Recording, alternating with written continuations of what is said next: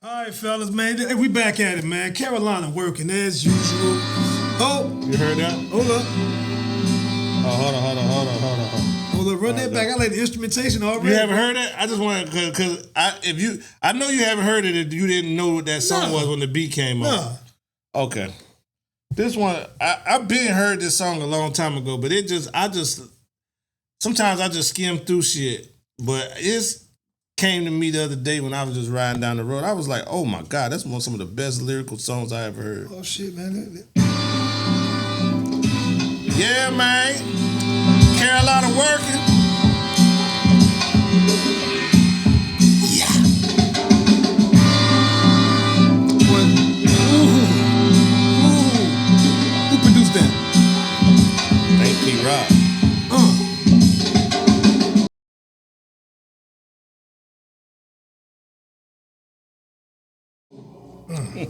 God. Royce never disappoints, bro. No, sir. Who else that was, man? Ransom. Okay, I'm late on Ransom. Yeah, I always heard Ransom joints, and he never disappoints either. But I've never had a project from Ransom. Ransom probably been the beats. But shit, that nigga. Man, bro. He a beast on the mic, boy. Ooh, bro, that made me want to pick the pen up, bro. Boy, that made me want to write too, bro. boy. See, that's where we need to be, bro. Like that inspires me to walk a different path on these beats, bro. But who out here doing that? Rapping like that, or just who would we touch with those, man? If we actually get prolific on our bars, man. You just touching the old niggas that like that kind of rap. We not getting no new fans, bro. The young boys be like, oh yeah, he can rap, but they not feeling us. Yeah. They gonna say, oh, he can rap.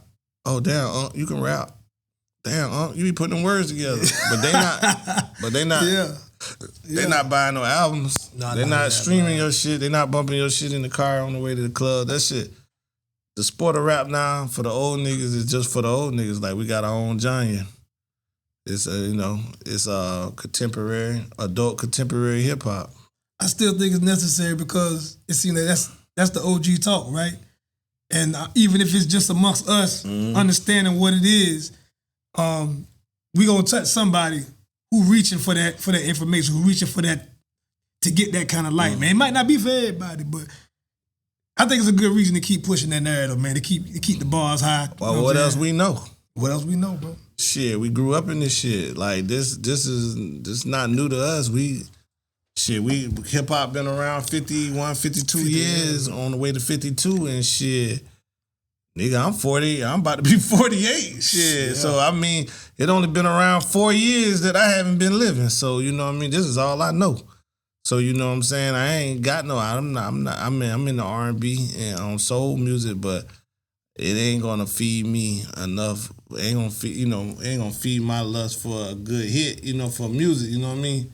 That's gonna smooth me out, calm me down, chill me out, still make me, go to the bed wanting to perform and shit like that, but it's not gonna do nothing for me when I'm in the car.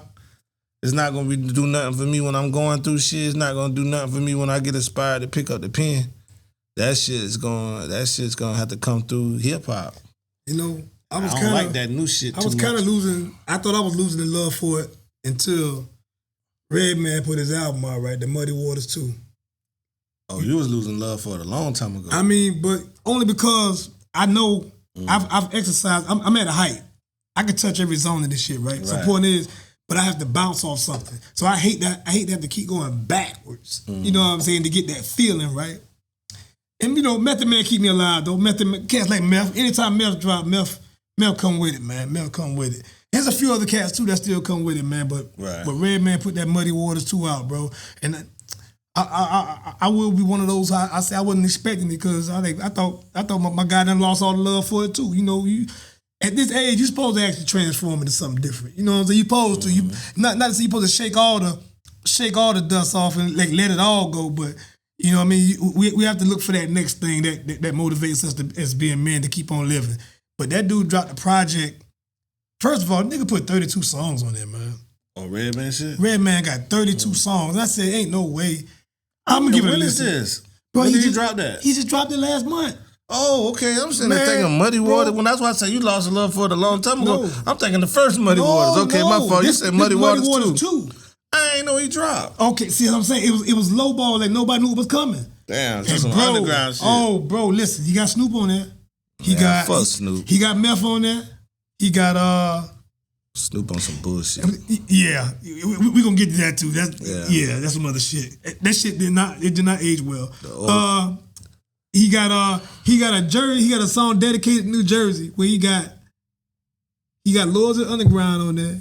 Damn. He got Lady Luck on there. Man, he got Naughty by Nature on there. Got Latifah on there. Oh shit. Got what's my girl? Latifah can still rap. She did a freestyle with somebody, man. She ripped that shit. Everybody who got on this joint, they snap, bro. It's some old Jersey shit. It's a good, and it feels good too, bro. It feels good. Redman delivered. I seen the damn interview, like they did or something like that. It might have been maybe a couple weeks ago, and it was Redman, Latifah. It was all Jersey was in there, and they was talking about how New York treated them and shit. That might have been I was like, I always wonder how New York treated Jersey. Like shit. Yeah, like shit, bro. And then came and started living around them motherfuckers. Like shit. Like, that's the story that's coming out now. They don't want to bring that shit up, man, but they was cocky as fuck, bro. Like, they wouldn't let nobody in. I don't give a damn. Like, the Buffalo niggas couldn't get in. The Jersey niggas couldn't get in. Yeah. Philly niggas couldn't get in. Connecticut. Rhode Island, nobody else could get. Nigga, Staten Island could not get in. Right. They couldn't get in. You ain't in the 5 boroughs. You ain't from the 5. You wasn't getting in, man. But I get it. You was unfamiliar, and they had it on lock. But man. Jersey, like Newark, and when I think of Newark, I think it's New York. Like it was just a train ride. Hey, you can see Manhattan. Yeah, you can see it. Yeah. I mean, you can see the projects from Manhattan. Yeah. I always thought living down south. I always thought they was like that, bro. I always thought it was like that too. But then now the stories is coming out. Yeah, man. Like how bad Jersey was treated. They was treated like South Carolina is with Atlanta. Redman was the anomaly. Yeah. Like he was the anomaly that crossed the barrier, bro. Mm-hmm. So that's why he must be protected at all costs. As dope as Trench was, he didn't cross over to New York, huh? Trench was too advanced, man. Yeah. Trench, I say that. Okay, back then, New York had the boom bap flow was what the boom bap flow was. Trench was never boom bap flow. Trench would get it. I don't think nobody was seeing Trench back then, man. No. He get on he said so much shit so fast that you just couldn't catch it. And when you slow that shit down, that boy, man, Trench said so much, man. That boy was ahead of his time, man. Trench from Naughty by Nature. I say Naughty by Nature as a group was ahead of their time, bro. He was whack though. No, hey, look, I can't even do that, bro. I can't even do that. He was okay. He had less star moments, but he had some moments where I say this as a group member, he played his position to the fullest. I think he taught Trench into going pop too. Yeah. I think that was his idea. And they was you gotta think about it, as far as up top groups, they was like international, bro. Like Naughty by Nature was doing shows everywhere. Well respected down south too now. Yeah, I respected them like a motherfucker. Down south, out west, like Naughty by Nature could go everywhere. Think about when Hip Hop Hooray came out. Oh, the craziest. Mm-hmm. Come on, my brother. Naughty by Nature was one of those groups from up top that can go anywhere. And I have to go back to that because I realize now that I'm older, you only had a few acts who could really do that. That's why Jay-Z survived. Classic album, man. Exactly. That's why Jay-Z survived as long as he did. That's why Mason still recognized as long as he's been in the game. You got a few cats from out of New York who albums just transcended so much they was able to actually go outside of New York City, the lines, out the boroughs, and actually still get it. Mace was in Atlanta. Mace was in Miami. Mace was in Texas. He was in Cali. Naughty by Nature was that. Jay-Z was that. Biggie was that. Even when Cameron took off back in them days, shit, Cameron was crossing state lines, man. Fab was crossing state lines. Jadakiss crossed state lines. When Jadakiss came to ATL, started rocking with Lil Jon them, I think that shit it changed the game then, bro. Can we listen to maybe half a song of Trench? Hey man, play half a song of Trench, man. Let's get it, bro. I don't know what that nigga be talking about. But sorry, man. Hey, like I said, he played a position. He was the middleman. He was the middleman, bro. He played a position. He might have been the worst out of the 2-man duos? No. I think he'll wrap circles around Prize. Oh yeah. He'll wrap circles around Prize, man. Prize had some good verses though. No, but that's my point. You got but verses. Vinny might have had a couple good verses. Bro, listen. You go through that album, Vinny got some songs where he snapped. See, I bought the albums, bro. I listened to Naughty by Nature albums. And that he wasn't the best, but he had his times, bro. He got off, man. Let me give you 5 out of the duos. See if I can swing it out a little bit pretty. Dog Pound Dash. Yeah. Vinny, Naughty by Nature. Who we just said? Prize from Fugees. Because Wyclef was dope. Somebody tried to throw Wyclef in there. Hell no. Hell, he can't. Wyclef had a classic too. That Carnival shit was, Boy, got some joints. Boy, that Carnival, that shit. Whew, oh, bro, I banged it, bro. That shit was heavy. I banged it. Damn, let's see, get our subject. Another duo. I ain't gonna say Havoc out of my D, because Havoc was dope. Yeah, Havoc was dope. Yeah, you can't put them in there. You can't put them in that. But I can say Capone from Capone and Noriega. Hold up, let's discuss that. Hold up, because I've had this back and forth. Capone was whack, man. But listen, he was alright, but he was whack. And Nori was nice. Nori first album and the first Capone and Noriega album, he put everything he had in the both of them, because after that he fell off. He held him down. Now he held him down. He did that. Shit, he fell off after that one. Now he even I think he even got Nas on Body in the Trunk. He did, bro. I think he even got Nas on Body in the Trunk. He did, bro. He carried that. Like Nas shit was dope, but this nigga Nori transformed into some shit I ain't see coming, bro. He did. Nori was hard. He did, that first, but he put everything he had. He had to, because Capone wasn't gonna carry it. And then mind you, Capone was known as the rapper. Nori wasn't in the streets known as the rapper. Capone had the smooth Queensbridge voice. There you go. When Queens was hot, but his raps didn't add up to me. And you know what I'm saying? Once again, let's go back to what I said. Rappers who started crossing state lines. Nori got out of the boroughs. Right. Nori was down south getting it in with other artists, bro, which is why he's the most relevant to this day. I got another one. What's the niggas I got the 5th one. What's the niggas that do the gas face? Third Base. They got a new interview on Drink Champs right now. I gotta look at it. But I've seen his first interview where he said he gave Nas he sold the thing to Jay-Z and shit, but Nas was like, man, Nas was paid. He was like, nah, man, Nas was a millionaire, but it was my shit, Searchlight Publishing. But yeah, Search was dope, and the other nigga from the other, I guess it was his Jewish homeboy or something like that, from the synagogue. He out now though. They wouldn't even get along at one point, but now he done brought him back out. Stretch is a businessman. He played by business rules because he had that look and he had that knowledge and he could go in the street. Yeah. So he could go. He could play both sides. He could be in the street at night and be in the boardroom in the day room. And he did daytime because he could fit. Because no disrespect but the Jews run the music business. So you know what I'm saying. He fit right in. And he fit right in. So you know what I mean. Ain't nothing wrong with that. And he had the connections. Hey, he was thorough in the streets, bro. But he could rap. And he could rap. But Rakim talking shit about him too the other day though. Rakim was like, yo, he was my man and everything. He did some fire shit back in the day that he could have got tossed out the window for, but he my man shit, but don't imply that you ever wrote something for the God. Not for Rob, man. Nah, he implied that shit on one of them interviews. I think it was Vlad or something. He implied that he had wrote something for Rakim. Search. Yeah, Search. And he had implied that he had wrote something for Rakim. Rakim was like, nah, nigga, I love you, boy, but I care you about my legacy. Hey, look, that's all he got right now, bro. He ain't trying to compete with nobody. That's your name, shit. I don't see too many lists that, some of the down south niggas lists ain't got Rakim on it. But I ain't seen too many damn lists that don't have Rakim as top 10. I got you. And he ain't even on my list, but my respect for him is Rakim ain't on your list? Nah, he not. He not. No, but it's not by okay, listen. All right.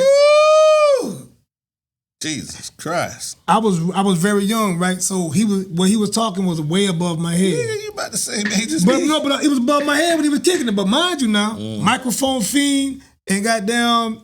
Listen, I got the songs now. I got the songs, but when I fell in love with the craft of putting words together and all that kind of shit, he just wasn't one of the best of me at that time. I fell in love with Kane, bro. 87, 88, Kane became my guy. Kane was a better lyricist. And that's but Ra came over that beat. But Ra had better beats because Eric B was the shit. Yeah. But when them niggas came out with them hard and Marley Marl. When Marley Marl came through, bro, yeah, it was over, man. Shit. When look, the symphony changed everything I thought about rap. When I saw the symphony, that was my crew. I was juice crew, bro. There's no wrong answer to this shit though. Whenever you put out your top 50, it's about what you feel. I don't care. Silk the Shocker, your number one rapper and shit. I'm gonna say here, you know. And Silk the Shocker moves from crowds now. Niggas can say what they want, bro. You know, they got him on the worst rapper list, and I'm like with Waka Flocka and all them. I was like, he had a style that people just didn't understand, but he could flow though. Yeah. He had some whack verses, but bro, when you putting out a goddamn album every 2-3 weeks, it's gonna. And he was young too. It's gonna catch up to you. And he was young, right? We didn't get E40 in the beginning, but I get him now. I get him? I went to Tennessee and they was playing that shit. I was like, oh my God. I was like, but these niggas, goddamn, man, I'm tired of this shit. Because my little cousin was in the streets hard and he was younger than me. He was a year younger than me. And I stayed in Tennessee. I think I was like, when I went to Tennessee for a little while, like right before I went to Atlanta, I went to Tennessee for about like 3 months and shit. But me and my aunt, we was like best of friends one time. We couldn't get along staying together. And I was there about 3 months, and my cousin used to run the numbers and shit. I think I told y'all that. He used to run the numbers and shit. So he be out in the street playing shit, and them niggas love that fucking E40, boy. E40, Spice One, DJ Quick. They love all that West Coast shit. And they look like them niggas too. They had Jerry curls and all kind of shit. DJ Quick was my nigga, bro. Hold on, DJ Quick was my nigga, bro. Yeah, I like Quick. Quick was my nigga. I'm talking 1991, bro. Yeah. Look, bro, DJ Quick was my nigga. Just like Compton, DJ Quick was my nigga, bro. So let me ask you, so we just kicking it, you know what I'm saying? Let me ask you, so out there, before we get off of it, what about who had the worst sidekick in the duo thing? Who had the worst sidekick in this shit, bro? Oh man, you say out of three, it gotta be 3-man, 2-man. What? I mean, 2-man group. The 2-man group. So let me go back to the 2-man group, and I can't say Dawes. I was fuck with both, even though the bump stickity. I fuck with all that shit, bro. Who that was? Dawes. Yeah. Oh yeah, I couldn't tell which one of them was who anyway. Yeah, they both sound the same to me. I'm gonna take it to. You know what? I can't do 2-man because a lot of the 2-mans kind of complement each other. When it comes to who was the worst, for some reason this 4-man group come to me with 3-man. Onyx. Yeah, the black dude from Onyx. Sonny Caesar. He just he must have been the one with the money. He was the one. He must have been the one, bro. He wasn't sticky. He must have been the one with a car. Yeah, he must have been the one with the car. Exactly, bro. Back in the day. I mean, I respect the Sonny Caesar though, man. But I ain't gonna say no names, but boy, we used to rap hard back in the day. I ain't even gonna name the town because they gonna know what I'm talking about. Yeah. But I used to rap with all these niggas. There used to be a bunch of fucking rappers, and boy, we used to go at it. And man. And we had that one whack nigga, man, but he had the car. He could take us to the beach to the cypher. Boy, oh Lord, I done let it go. We had one. You ain't mean to that. We had one nigga though. They gonna know what I'm talking about, man. But I love the nigga now. He a good nigga though. But damn, bro, he could not rap. I'd be like, oh, I hate when he came on. I'm like, oh god damn. Who let that nigga go? But he used to try harder than everybody. He used to practice. Hey, bro. Sometimes it just later on in life, I heard a song that he did was decent, but I think he went up the road and shit, went to prison and shit. Yeah, but he was a good nigga, fun nigga to hang with. Matter of fact, I ain't gonna lie to you. Swear to God on my life, he introduced me to Nas. He had the tape. Me and him rode to the beach. He definitely gonna know what I'm talking about now. He said, hey, look, he served his purpose then. He had a good ear. I apologize, my nigga, but some of that shit was whack, bro. I ain't gonna lie to you, but you was a good nigga. You was a real nigga. You was realer than some of my day ones, and I kind of met you later in life. You know what I mean? Like he was fucking with this girl that stayed like across the street from me and shit. So that's why I used to see him. Like he used to be like, "Yo, Wally, you be rapping, ain't it?" That's nigga put you on the Nas, bro. Respect. That nigga put me on Nas, Respect, bro. bro. That nigga gas was. I remember this shit. Gas was like 96 cents, bro. He had a little car. We got a gallon of gas. We was trying to get jobs at the beachwear store. We was trying to get a job at the beachwear store, bro. Y'all heard that shit? Gas was 96 cents. What? Prime, where you was at? 96 cents, bro. Where you was at when gas was 96 cents, man? What you was doing, man? Yeah, he might have been around, but I was I learned how to drive. Gas was 96 cents. Yeah. Now I know I was in the 10th grade when I first heard Nas. I was in the 10th grade, and I didn't even hear the barbecue shit, and the barbecue shit was out before you was in 10th grade?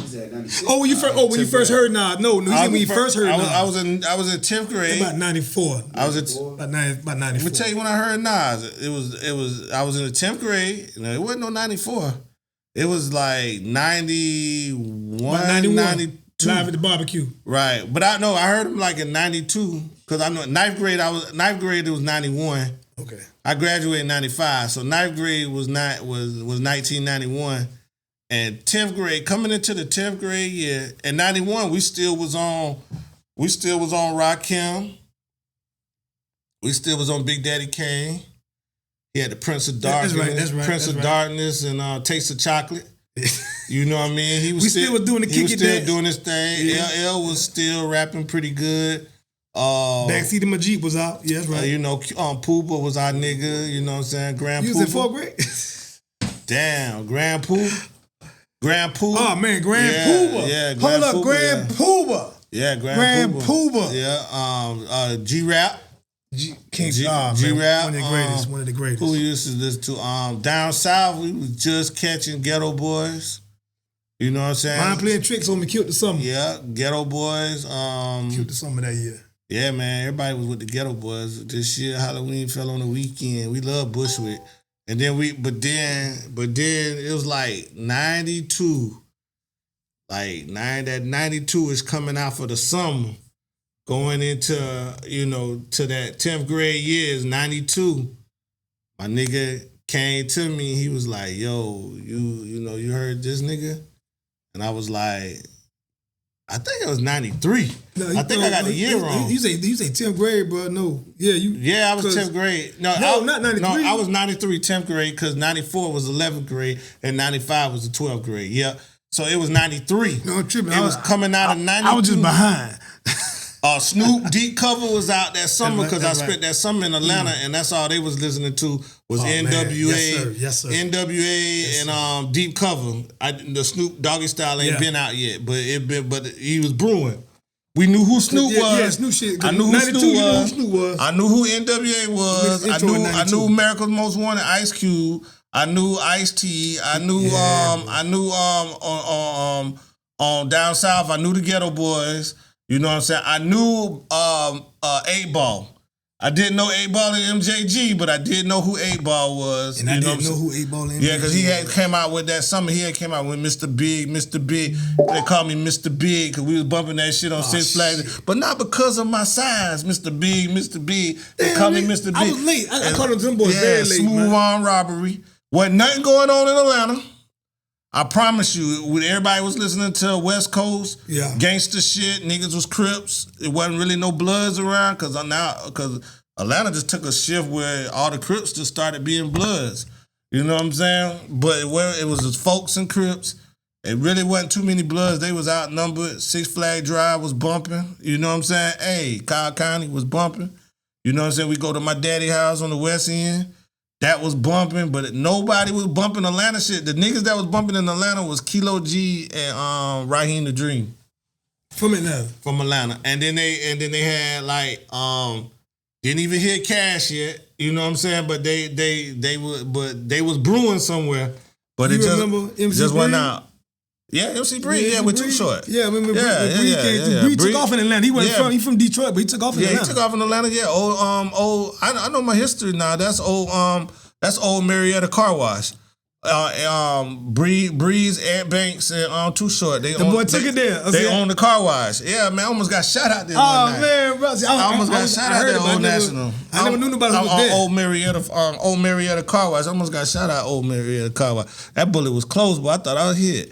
But yeah, man, shit. So Dad came up in there, came back home from the summer. We crossed over to 93, coming back to the next school year. The nigga just took me on a ride. He was like, man, you ever heard of this shit right here? This nigga Nas? I was like, nah. You know what I mean? We was listening to Snoop Doggy Style then. By that time, we was listening. What song was it though? Nah, it just came on with the train track. And then the Street Disciples. Okay.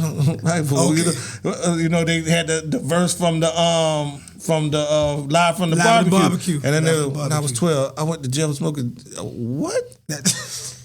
And then the nigga Jungle on that shit, where we didn't know it was Jungle then. Nas, the nigga started talking. I was like, boy, this shit kind of heavy. Right. And it sounded good because everybody else shit wasn't sounding good. Even Snoop shit was like kind of low. Had to turn the volume up, you know what I mean? Had to have a system. Nas was chosen, bro. Like that boy popped out. Man. He was young too, bro. He was young. I tell that nigga, let me get a copy of that, bro. I would not let that nigga leave without getting me a copy of that. She's like, yeah, we can go to my girl house. I'll make you a copy. When that nigga made me a copy of that shit, bro, you couldn't get me off of that. You couldn't get me off of that. And the same year Wu-Tang came out. You know what I'm saying? We got Nas, Wu-Tang, Doggy Style still bumping. Man, what a good time to be alive, bro. Yeah, it was a crazy year, man. And I was a kid. I was in the 10th grade. We had a Just Say No to Drugs conference. And they threw a concert, and I never forget it. You had the fat boy from Juice. What's his name? Oh yeah. Okay, so yeah. You know, he be around. Yeah. He was having a rap career at that time. He was trying to rap. Right. So it was him. You had Escape. MC Light had just put out Roughneck. You had Domino came out with the Ghetto Jam is about to slam. And Nas came down, and only thing he had out at the time was It Ain't Hard to Tell. Yeah, and it came to the township. They bumped that single for a while. It came into the township in the city, bro. I never forget it. We was living in Saxon home. Somebody put together a little thing, and so basically got all the kids together, took us down there for free. We had to show up, and when Nas came on stage, bro, cats was booing him. I'm like, is y'all crazy? This nigga here. He fresh. It ain't hard to tell. But we had the bootleg before that came out. Before the video came out, we had already heard the album. You remember you get the album early? Yeah, you get back then. You know what I mean? This nigga had the album early. I wasn't even on the album. I heard Live at the Barbecue. Right. And I heard Ain't Hard to Tell. Cause funk. And shout out to Prince Ice, man. Prince Ice kept back then. That's who kept us up to date of what was cracking. That's who kept us up to date of what was going on. Matter of fact, I spent my weekends borrowing blank tapes just to record his mix. And that would kept me on deck, man. That would kept me on. That's how I got I learned about Black Moon. That's how I learned about Wu-Tang. That's how I learned about Nas. Yeah. That's how I learned into the stage. Man, bro. There's a lot of cats, man. Like hip hop is treated me so well, bro. It broke my heart like a couple weeks ago. I seen niggas jump Buckshot Shorty, man. You bullshit, bro. Man, but they had like Buckshot Shorty just living back in the neighborhood. Like, they jump on Buckshot, bro. Yeah, they like he like a nigga, like a fuck nigga. Like he ain't had it one time. Like he like the old nigga on the bench. He out in the streets teaching talking that shit, man. Like Buckshot he's still that. But he also a smart nigga, and he always trying to put it into the youth, man. So young niggas ain't trying to hear that shit no more. Jump Buckshot, man. Young niggas trying to hear I saw that shit on live. That was him. The nigga jump Buckshot, boy. Shit, I see Method Man got lumped up. Yeah, he's trying to jump on his daughter boyfriend. Ex-boyfriend, yeah. They say Method Man whooped his ass. I gotta see the tape because he looked kind of rough. Yeah, he took some shots. Damn. I mean, I just saw the photo or whatever. I ain't get the back. I saw media takeout say he whooped the dude ass or something, and that's why he got locked up, that he beat the dude ass and shit. But I was like, that dude got some licks in there. He got some licks. He better go down and fight. He swole him up. Ain't no small nigga, boy. No, Meth ain't small. Especially not now, goddamn it. He done got some weight on him. This Iron Man Meth.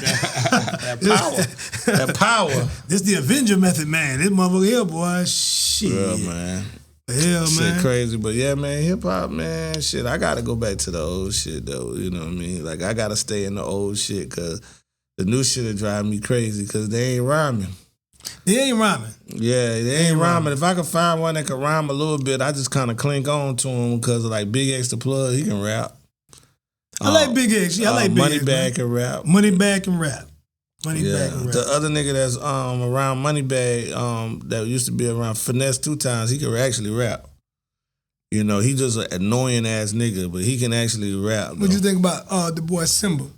Simba could rap. Simba rap his ass off now. He from the West Coast though, right? Yeah, West Coast. Yeah. Simba and the Baby is like as far as like this generation here. Right. Baby or Lil Baby? The Baby. The Baby can rap. Yeah. Simba and the Baby like can rap. Oh, Lil Baby can rap too. Yeah. But the Baby, this motherfucker's a monster, man. I like Lil Baby better than the Baby. He swagged out. I got you. But Lil Baby, you know what I mean? I know people don't like the mumble style, and I don't like the mumble style either, but he be saying some shit. No, he drops now. Yeah, and the Baby be saying some shit too. Like I just jumped back onto his little thing. I went through it briefly and didn't check it, and then I kept hearing a couple songs here and there. It's like, damn, I gotta go back to that. This isn't a mixtape, is it? Yeah. That shit he just came out with, he got some hits on. I like his shit. intensity, man. Like he like one of them guys. Like, he's an entertaining character. If he get on stage, he gonna give you a show, and that's my main thing, right? As a rapper, I think most of these cats, you have to give a show, bro. And he's one of them dudes I know gonna perform. Yeah, like, he can perform. Now. He gonna give you that energy, bro. He's a better performer than Lil Baby, but I do like Lil Baby songs better. Lil Baby be saying some shit now. He know how to ride beats though. He get on beat. Yeah, he know exactly what to do with the beat. Yeah, Lil Baby be saying. I want to play a Lil Baby song. Nigga, drop one, bro. Drop one. I mean, everybody done heard this shit, but still, it's a dope song. I don't like how they say his album was whack because I actually the 2 minute song he put out still changed my goddamn life, bro. 2 minutes, the one he got with the boy Drake on it, right? What's the name of that song, man? It's like 2 minutes long, bro. He was eating everybody on a beat for a while. I'm saying that shit, it barely 2 minutes too. I mean, that's my point. It changed my whole programming, bro. Like, I'm out here trying to overdo it, man. I even heard Nas say, go to the 2 minute shit. Now, don't take 5 minutes to say what you gotta say. That's my song right now, boy. Bro, that shit be beating in the car. That's my first time hearing that shit, bro. That nigga went in, he talked about both his baby mamas. See, that's why niggas don't like this Lil Baby album, because it's personal. He being more vulnerable. He talking about relationships. He ain't talking about the streets no more. He ain't doing songs with Gunna no more. Growth. It's growth, bro. But nobody don't want to see you grow, bro. They don't want to see you grow, bro. Even Jay-Z that said, man, I hate to see me grow, bro. I gotta grow. And 444 was something that everybody, you gotta respect it, but that wasn't one of his best. 444? In my book, it's classic, bro. Yeah, it's classic. That nigga. I mean, he gave us some game on that shit. Did he? He always one that was like bragging, but was hiding. He hiding the moment to move. You know what I mean? But yeah, he caught it right there. He gave you that, that teachable moment. You know what I'm saying? That business. He gave you that blueprint for real. That should have been the blueprint. That should have been the blueprint. Honestly, that's the blueprint too, goddamn. To the older niggas, that should have been old nigga blueprint. The first blueprint was for the hustlers. The first blueprint was for the hustlers. That one was for the grown nigga. And I just say, and honestly, at this level, man, if you ain't helping, you ain't talking that kind of shit, man, you. In my opinion, you're wasting your damn time. I get that you're trying to catch a vibe, but you got to grow. You got to show movement. We get that you in the streets and you hustling, you trying to find your way, but to keep repeating the same shit over, who's that shit? To do the same shit expecting different results is insanity. As an artist, what I realized, you're gonna grow by default because you gonna get sick of saying the same shit over and over. Right. You know what I'm saying? And you're gonna lose fans behind it. And that's cool too. Hey, look, the Grateful Dead right now is still doing this shit. They ain't got everybody who was on this shit, but just a few loyal fans who grew with them, they keep popping out performing for them people. Jay-Z gonna pop out and perform for the people who still got motherfucking In My Lifetime, Volume 1, and even though he did a goddamn show on Forever, I don't think he ever gonna rap again, bro. Man, he just going to who? Jay-Z. He just going to with Beyonce and make all that money. That's it, just standing behind the stage and shit, and goddamn it.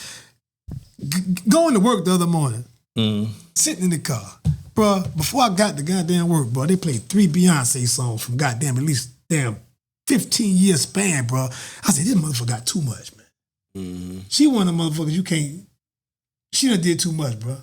Mary J. Blige done did too much. Mary J. Blige on my TV every goddamn morning. What more can I say? What song? Do do do do do do. Oh yeah, Mary. Every morning, bro, I get up, I cut the TV Mary on. own a lot of her music.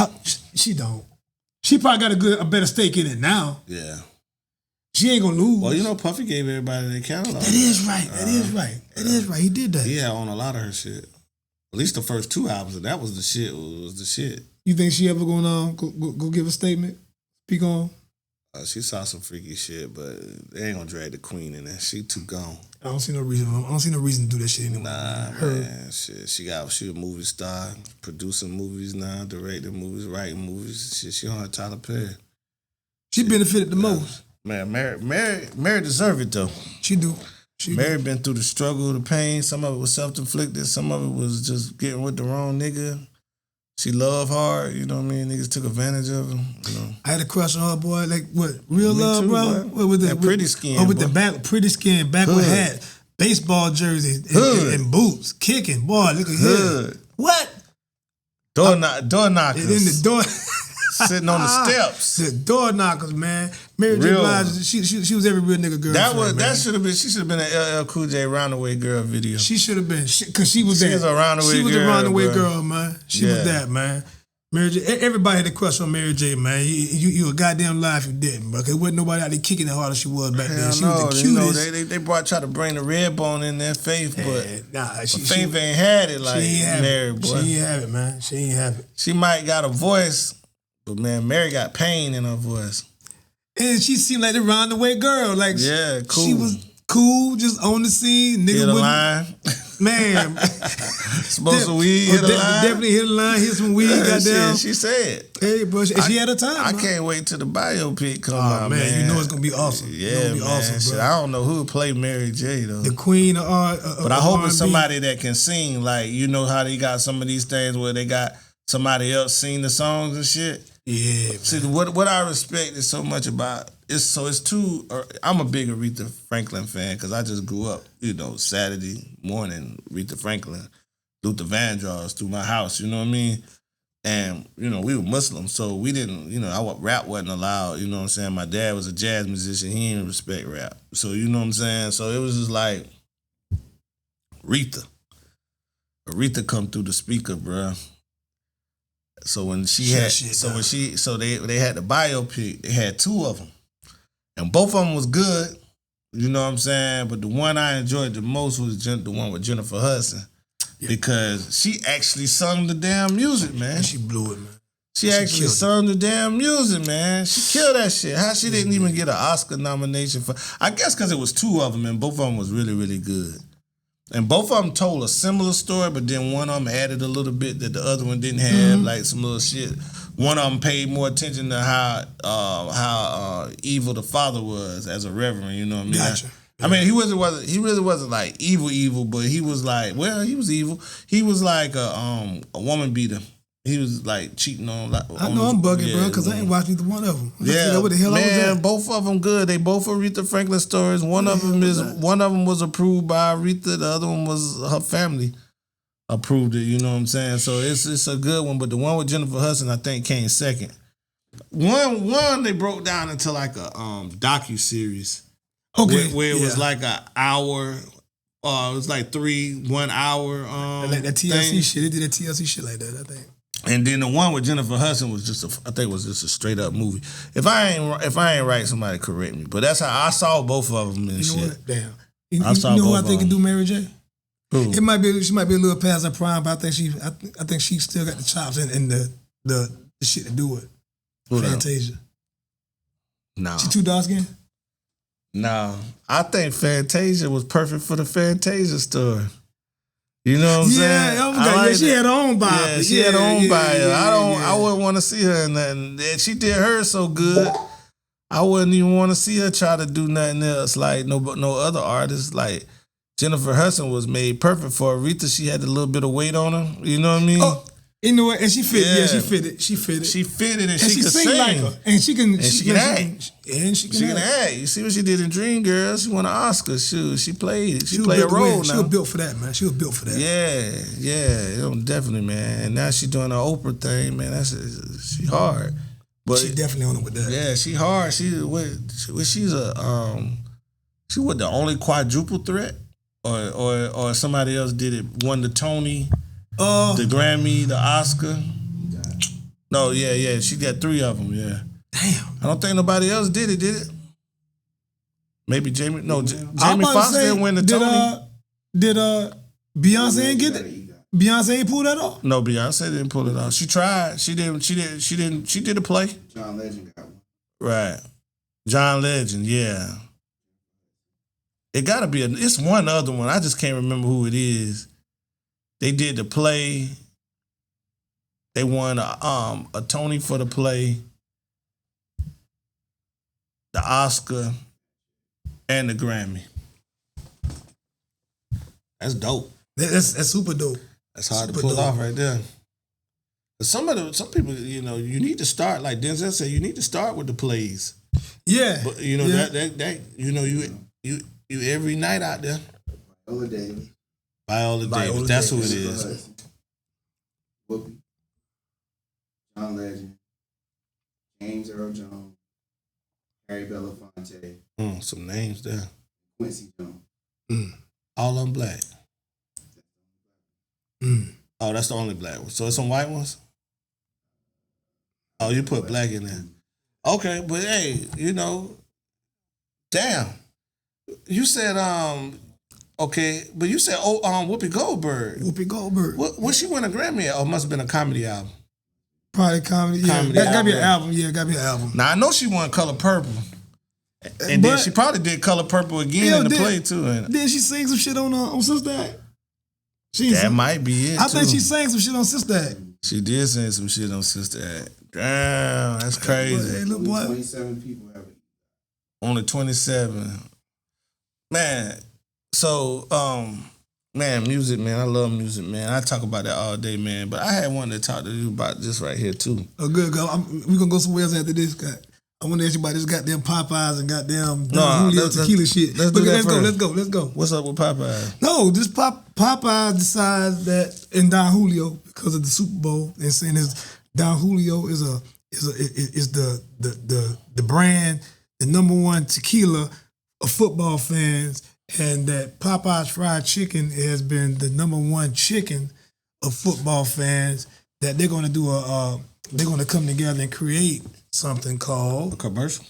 Nah, man, the Don Julio Popeyes chicken box. You get chicken that been dipped in the Don. Listen, Popeyes, the official wing watching football, and Tequila Don Julio, the official tequila of the big game, are serving up a one-of-a-kind culinary mashup leading up to this big year's game with the release of the exclusive Popeyes Tequila Don Julio Championship lineup menu. Available for a limited time only while supplies last in 6 select restaurants for customers 21 plus.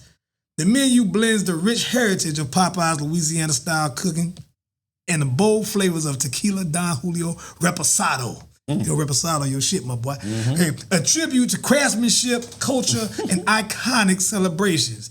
They have the Popeye's Tequila Don Julio Reposado flavored Concha roll chicken sandwich. Concha roll chicken sandwich. Then they have the Don Julio Reposado flavored Louisiana garlic 3-piece wing. I gotta get that. Then they got the Popeyes spicy strawberry hibiscus flavored lemonade mocktail. All that's gonna be available, especially around the time Super Bowl. I'm sure it's gonna be all throughout Louisiana and Vegas. Popeyes and Vegas. Because both of them got the Popeyes bar. There you go. Yeah. And they got a special. When I saw it on TikTok, I thought it was a joke. But I had to pull it up. Yeah, a lot of these restaurants have bars in them. The Wendy's in Vegas has a bar. The Crystals in New Orleans has a bar. Real talk, I didn't. Yeah, Popeyes has bar. The Popeyes in damn New Orleans is like restaurants and shit. Like I mean, like real restaurants. You can order, you get you an old fashioned at Popeyes. Yeah. Wendy's. I done seen a bar in Wendy's. I done seen a bar at Pizza Hut. In Atlanta Mall, there's a bar and a Pizza Hut. Like I ain't never. Oh no, okay. I've seen a bar in the Pizza Hut before. I can't think of where I was at, but I've seen that before. I seen a couple of them have beer. But I've never seen them have liquor. Okay, there you go. Beer. But but they have a full bar in the Pizza Hut in is it Atlanta? Is it Atlanta or is it it's Dallas. In the Dallas airport. Okay, in the airport. Okay, I can see that. I can see the airport. Oh, definitely. Yeah, definitely, man. That's crazy. Your bag, right? You fuck around and move into the airport. Your bag, right? You get lost. Shit, that shit high though. You let a couple flights fly by. That nigga, you get a personal pan. Well, you get a personal pan for what? What like a personal pan like $7.99 now? Yeah. I mean, we used to lie about reading books to get them niggas. Hell yeah, real talk. Hell yeah. I forgot about the book. Hell yeah. That pan pizza, boy. That pan pizza. You had to read like 5-6 books. You get a personal pan. I read one book. Tell them I read 5 more. Yeah, so man, hey man, that's cool, man. Cause I like those restaurants that had like crystals. Man, one of the best happy hour times I had, man, is I went to Essence Festival and my knee was hurting. And but we didn't stay too far from Bourbon Street. And like I couldn't even walk all the way down Bourbon Street because my knee was swelling up and stuff. And then but right at the tip of the Bourbon Street was Crystals Hamburgers. And I love Crystals. Shout out to Charlamagne the God for bringing that back to South Carolina. Yes, sir. Shout out. You know what I'm saying? And I love Crystals. I mean, we ain't up from up north, so I ain't had no White Castle. My mama wasn't going in the grocery store buying no $8 box of White Castle. Overrated. My mama said, hey, before I do that, I go buy some them California rolls and she'll make like some couple hamburgers and chop them up and put them in the little California roll or whatever, you know what I mean? But put some cheese on top of that thing. Used to be slamming, better than a Crystal Burger. But yeah, man. So I like those kind of restaurants. That's one of the best times I ever had at Crystals, man. It was a homeboy, and I got some pictures of it. There's a homeboy in there, man. That was Douce first hit strong. Yeah. Man, homeboy had them $5 shots of Douce, boy. We was killing them, boy. We was drunk as a skunk at 7, 8 o'clock at New Orleans. But yeah, so man, I don't really want to get serious, man. But you know what I'm saying? This stuff where, the diversity stuff, man. The DEI? Yeah, the DEI, where they try, was supposed to give like some contracts to minorities, and a lot of black people that ate pretty good off of these little contracts to build schools and neighborhoods and things like that. Because I think like, it's just like the NFL. For every job you had to interview and take a bid from a minority. Even if they didn't get hired, you still had to, So the goal is that a lot of minorities are very, very smart. So the goal is to get them an interview, because some people wouldn't even, take time to interview them. You know what I mean? So the thing about it was to get them an interview, and then after you get an interview, they just wow whoever the boss is so much. You know what I'm saying? Not all the time, but usually a white person. They wow them so much that the white person starts saying, hey man, it ain't about no color at this point. It's about green. You know what I'm saying? Right, and then take them in. The bid might be low enough. Like, I had a couple homeboys that had like little contracts, you know what I mean? Like to do detail work and things like that, and do cleaning. Cliff, he got the cleaning thing. They go up for bids and stuff like that. Special federal contracts. Yeah, you do the bids for like the cleaning the schools and stuff like that. So he wouldn't even be able, sometimes back in the day, he wasn't even, before that act came out, he wouldn't even been able to walk in there and do a bid. Look, you're right. So that was very important, but Donald Trump is trying to make it seem like that it's unfair to give a minority an interview, or to give a woman an interview, or just because they're a woman or just because they're black or whatever. He trying to take it back to some back in the day shit. But you know what I'm saying? I just came to my mind. I was just like, I wonder, how many banks are in the United States. So, and doing my research, I found out that it's a little bit less than this, but let's just round the number. there's approximately 4,600 banks. Now there are over 60-something thousand branches, but there's only there in America there's 4,600 banks as of August 2024. The last time they checked that was about 6 months ago. It was 4,600 banks, independent banks, privately owned banks, and credit unions. You know what I mean? All of that together. I think credit unions was around about. I can't remember how many credit unions it was. It was maybe 3,700 privately owned banks, and then maybe 800, close to 800 and something federal credit unions and all that kind of stuff. So out of all those institutions of private, banking or whatever, 250 black people own those banks throughout America. So even though they say, that this thing is being over-exaggerated, that this is helping everybody. Like, yes, it is helping to be able to get interviews where some people wouldn't even interview you. Like the NFL would have all white coaches if they didn't come out with the rule that they had to interview a black person. You might have had one or two black coaches, like Art Shell was able to crack the code. You know what I'm saying? Yeah. Like you had a few black coaches that was able to crack it. But when I was growing up, it wasn't no black owners and no black. And I don't think it's still any black owners, but it was no black owners and no black coaches and barely any black quarterbacks. So as the world changed, the black coaches started coming in and getting more jobs as offensive coordinators. So in hindsight, they were athletes and was able to grow the black quarterback, because they could run and throw. You know what I'm saying? That's just where the game went to, where you got, just for the second time in 3 years, I believe, you're going to have two black quarterbacks in the Super Bowl. Yeah. So, you know what I mean? So, but the NFL was just the good old boys club at one time. So those kind of laws are put in place it's still not going to be even, but they help. They help some people. You know what I mean? They help people. They do. But don't let the world make it look like, hey, this is why we advancing, because it's not that many. The banking system what runs this country is oil, farms, you know what I'm saying? Energy and food. Energy, food, manufacturing. That's it. You know what I'm saying? That's what run this damn country. And automobiles and housing. You know what I'm saying? So that's what runs this country, you know what I mean? And so the banks is one of the things that run this country, and one of the biggest what goes through the banks, loans, all that kind of stuff. Yeah. So out of the 4,600 banks that are owned, we're not talking about branches now. It's 69,000 branches. But out of the 4,600, black people only own 250, and they don't own it outright. Solely owned, they don't even know how many black people just own it solo, without partners and percentages going out.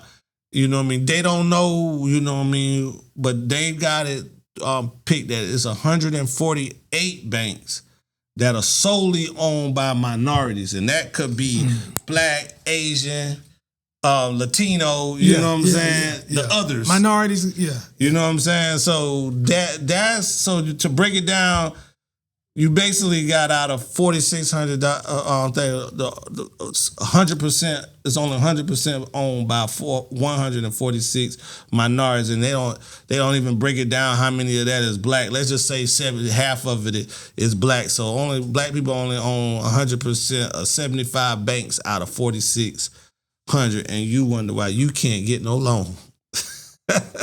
No. Is that a good thing or a bad thing though? What, that we don't own banks? No, we own banks now. We own banks. We don't own that many. We don't own that many. If you take 4,600 is a lot. Let's just go by dollars. I got $4,600 in my pocket right now, and I gave you 148. No, I gave you $75 out of 4,006. I got you. Hey, I still got $4,500 and you only got $75. That is a big difference. I think we just late to the party. No, we're not late to the party. No, what I'm saying is, that's why we I can brought it have up. the banks. We can have the banks. We can have the banks. We definitely. I'm gonna tell you, even if we ain't got the banks, I'm gonna tell you what we do have. We definitely have lenders, black lenders out there. If they don't have banks, we definitely got black lenders out there who are offering opportunities to minorities. Who, especially right now, because I'm telling you right now, I get notifications every goddamn at least 3, 4, 5 times a goddamn day about how many opportunities I can get to goddamn reach out there and borrow crazy ass interest rates. But loans are out there and they're available. Maybe not through a full, like a brick and mortar bank. But the lenders, cause mind you now, we can talk about banks, but banks are just lenders. That's all they are, lenders. Right now, you don't really have to have a full institution to be a bank at this point. You got you got digital banks that don't even fucking exist. But where on you no think the lenders get the money from? It's a different ballgame. The lenders are tied to the bank. They tied to the banks, right? So you could have a on the corner. You could have a Landmark Financial, but Landmark Financial is owned by Wells Fargo. So you know what I'm saying. So the bank owns the side street lenders. Okay, The bank owns the lenders. So this is what I was gonna tell the viewers out here is everybody that wants to know why black people don't own banks, because that's a key. Black people don't own banks. They don't own dealerships. They don't own oil. They don't own manufacturing companies. They don't own what's the other big resource that makes Americans rich. You know what I mean? Oil, banks. Well, major real estate companies. We was in realtors. You know how the housing market. You got a couple guys. I know. Nah, you can't say one. education because education is ran by the government. But I'm just talking about where you can actually. But you can actually, you know what I mean, make billions of dollars. That's banking, automobiles, housing, oil, manufacturing, and farming.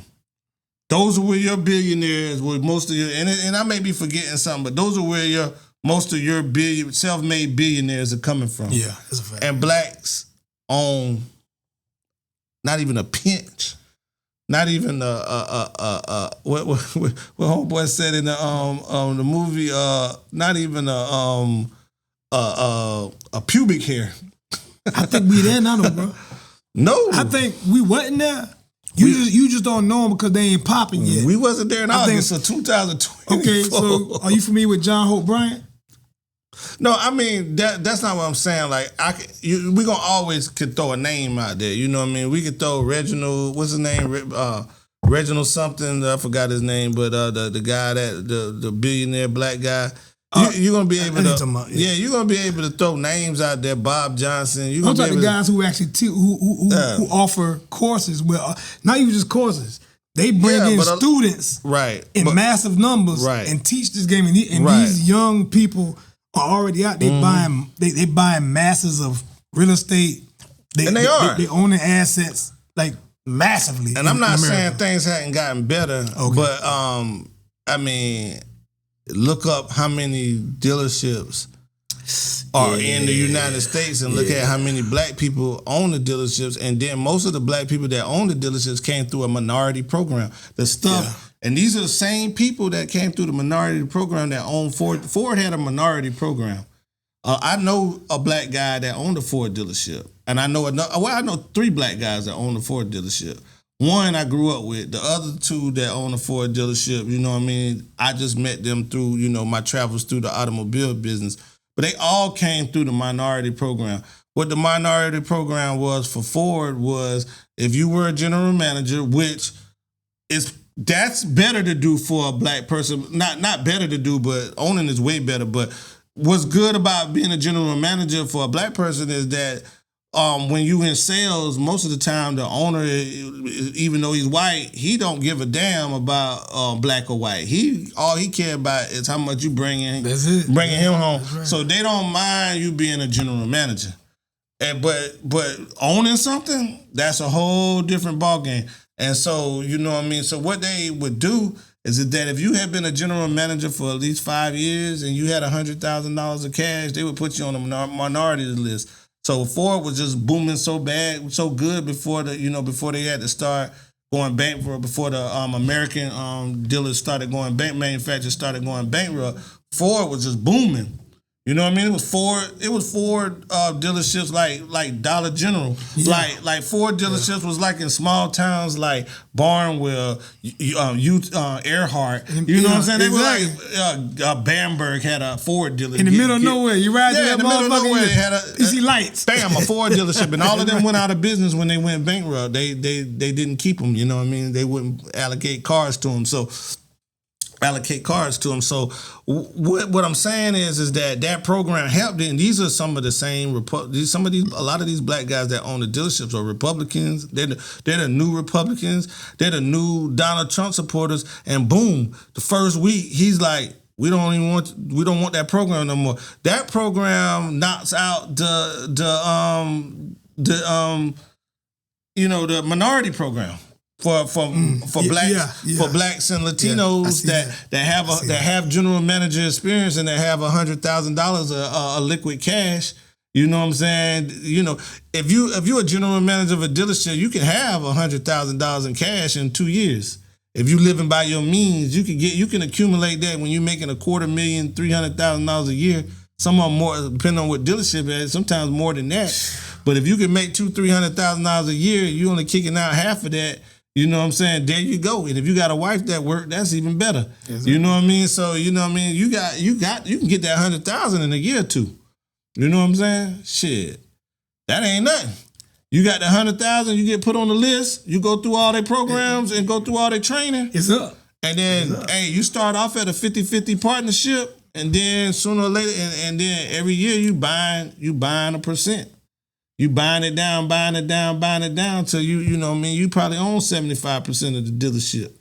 You know what I'm saying? Which makes you a majority. So you think the way the game is going, especially with Trump being there right now, changing so much shit, you think it's going? He can't change that. We can't let him change that law. That law puts us back. Which law?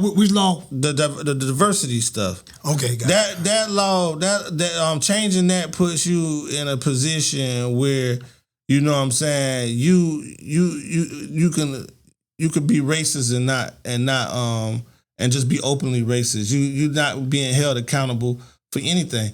You can give housing to whoever you want to give housing to. You know what I mean? Like a lot of people that rent, they have the housing act. Yeah. All of that is under that. You know what I mean? All of that's federal funding. You know, federal funded. You know what I'm saying? What they call it? What is the FCA? You know what I mean? Would they give you that down payment? FHA. FHA. Yeah. Would they give you they give you, I mean, I didn't get it on my last house, but my first house, I was awarded that. Yeah. You know what I mean? If I don't have that, then I got to come up with a huge down payment. You know what I'm saying? I just believe, I'm going to tell you, I believe, I think it's a scary time for everybody. But I just think black people have transformed so much, and we move. It's gonna be scary to see what you are actually able to do without it. I think we have already bossed up to the point where we could do it without, say, DEI. I get what it is, and how it's opened doors for certain individuals and certain groups of people. But I think as a people, I'm not talking about just as a group. Because minorities are minorities, but then what got grouped into minorities was some things that minorities didn't really mean to get grouped into what minorities really is. But minorities as a whole, I think Mexicans, black people, Asians have grown to a degree, especially when we've gotten so many degrees, we've upped our game to a point that we can get it done regardless. I think we are not where we were 30 years ago. No, we're definitely not where we were 30 years ago, but we are definitely not able to. So let me just kind of like bring you back a little bit, right? So, you know what I'm saying? Where do you think Black Americans would be, after slavery, we was promised 40 acres and a mule. Yeah. Where do you think black people would be right now if they got that 40 acres and a mule? I can't even imagine. Bro, we would be so much more advanced than we are now. So they didn't give us that. You know what I'm saying? When we came out of civil rights, they didn't. When we came through the civil rights and we started integrating, we didn't get the same education. We didn't. You know what I'm saying? Okay, so we're behind. We didn't get the land. We didn't get the mule. So even though we weren't slaves, we were still slaves. And the banks started flaking on us because they had a freeman's. The banks had a freeman's agreement, bro. The that bank, they gave us, but then the banks backed up on that agreement also. And that's the point I'm gonna get to. It. The banks have never been on minority side. We're just not talking black. We just talking minority side. Nah, banks never. Nah. But all of that comes from the slavery. And then from slavery, you go through, the Great Depression. And then you go through, war. And then you go through, now we trying to get it back. We have a renaissance and we have a sense of pride. And then we're trying to get this going and we're trying to get this going and we're building our community and, we're happy where we're at. You know what I'm saying? Now, I'm strictly talking South because I don't know nowhere else. You know what I'm saying? I ain't never lived up North. I don't know the history of what blacks was going through in Chicago and this place. It probably was a whole lot better than it was down here, but I'm pretty sure they still experience some of the same garbage going on. And so you're behind. You're coming out of slavery, you're behind because you wasn't educated during slavery. They didn't even want you to read. You know what I'm saying? So you didn't read for all of those years that you were captive in slavery. Some of us did. That's what I'm saying. He was scared. If you could read, you were scared to read. Everybody that talks now, okay, yeah, we're a lot better than we were. And then they name somebody. Yeah, but it was slaves that was educated. You know what I'm saying? It was slaves that could read maps. That's right. I mean, it's always going to be an exception, but we're just talking about the people as a whole. We're not talking about Oprah. We're not talking about Jay-Z. We're not talking about, Bob Johnson. We're not talking about the Reginald Cat. We're not talking about those what's the guy that had the TV show or whatever, and now he's a billionaire? I can't think of his name, but he was a daytime talk show host and whatever. Now he's I can't think of his name, but he Byron Allen. Well, hey, we gonna be able to point to people all day and say we made it. Yeah. But when we talking about, you know what I'm saying, we talking about what 350 million people in the United States, and you talking about we make up 14% of that. You know what I'm saying? 15% of that. We're talking about we're talking about a losing game. It's going to be some winners. You know what I'm saying? It's going to be some winners that can inspire other winners. Like my mama inspired me. You know what I'm saying? It's going to be some of that. But the whole thing is you've been behind. You ain't read a book in hundreds of years. You get out of that and you don't get but what you do know is how to farm, which is one of the big resources and ways to get rich in America is to take 40. If you got 40 acres, bruh, you got a lot of crops. You got a lot of tobacco. You got a lot of cotton. You got a lot of resources that can make people wealthy, and then you can start doing other things that the wealthy people are able to do. You don't even have to go to school with the white. If you got the 40 acres in the mill, you don't even have to go to school. We don't have to integrate. Integration is just, we can't do this by ourselves. We need to integrate so we can learn the same stuff and be around the same people. But you can't do that without the resources. So you got the 40 acres of the mule, you don't get that, you still in slavery. You still working for pennies on a dollar you basically working just for a place to stay. And then I'm just telling you how the South is. But then you got people that just can't take it no more. They push up north. You know what I mean? So now up north is crowded. People are basically refugees from the South. Keep going, bro. Yeah. So basically now you got an up crowded north. You know what I'm saying? You got a crowded west. You know what I'm saying? And you got a down south full of poor people that's still working You know, they're not slaves, but they still working for their master, or they barely getting by. Like if they was able to, you know, save up some money, stay together, save up some money, and buy a pension land, an acre of land, or something like that. You know what I mean?